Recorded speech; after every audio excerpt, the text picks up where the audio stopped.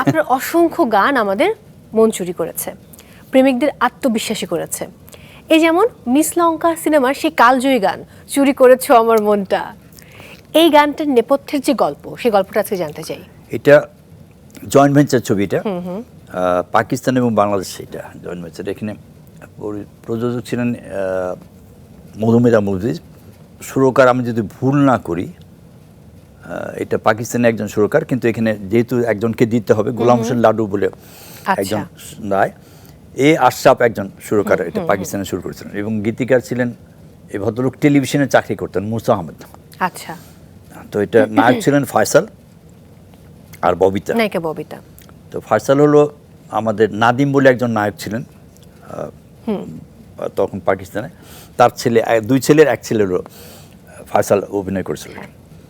তো এখানে যে গানটা ছিল, চেষ্টা করছে প্লিজ।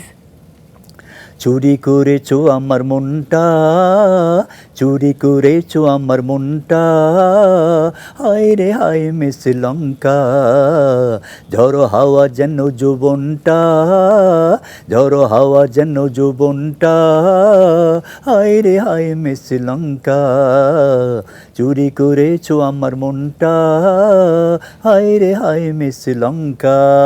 বাহ, দুর্দান্ত। এবার সেই সময়ের গল্প শুনবো, যখন একসঙ্গে বসে আপনারা অনবদ্য সব গান সৃষ্টি করতেন।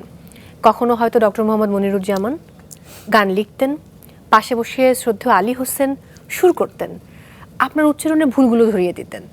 সেই সময়গুলো আপনাকে কি শিখিয়েছে? আমি নবপুর গভর্নমেন্ট স্কুলে যেখানে পড়তাম, সেখানে আপনার পড়ালেখা করতাম, সেখানে আমরা বাংলা মিডিয়ামে পড়তাম, সেখানে আবার স্কুলে উর্দু মিডিয়াম ছিল। তো এর ভিতরে উর্দু মিডিয়ামে যারা পড়তেন ম্যাক্সিমামই ডিফেন্সের লোক ছেলে ছিল, ডিফেন্সে চাকরি করতেন যারা, তার ছেলেরা ওখানে পড়তো। আমাদের বন্ধু ছিল ম্যাক্সিমাম উর্দুওয়ালা। তো আলী হোসেন সাহেব একজন সুরকার, যিনি মানে মেহেদি হাসান, নূরজাহানকেও, তারপরে রুনাল্লাহকেও ছাড়তো না। এই উনি বলতেন যে মুরকি বলে একটা জিনিস এখানে, মীর না হলে ছাড়তো না। তো ডক্টর মোহাম্মদ মনিরুজ্জামান সাহেব ওই অশ্রু দিয়ে লেখা ছায়াছবির একটা গান লিখছিলেন। তো আমি ওনার আলী হোসেন সাহেবের বাসায় গেলাম, স্যারও এসেছিলেন, ডক্টর মোহাম্মদ মনিরুজ্জামান সাহেব। এটাও নায়ক রাজাকে লিপি, এবং নায়িকা ছিলেন সুজাতা।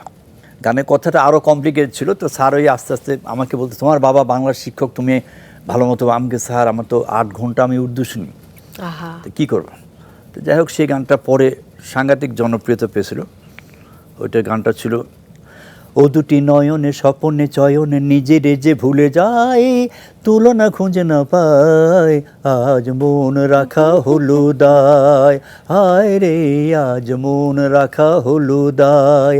ও দুটি নয়নে স্বপনে চয়নে নিজেরে যে ভুলে যায়, তুলনা খুঁজে না পায়, আজ মন রাখা হলো দায়, হায় রে আজ মন রাখা হলো দায়। এই গানটা কিন্তু আমি শুরুতে বলছিলাম, সাংঘাতিক সুবিধা, সাংঘাতিক সুন্দর গান, একটা অত্যন্ত জনপ্রিয়তা পেয়েছিল এই গানটা, এবং আমার কাছে খুব ভালো লাগে।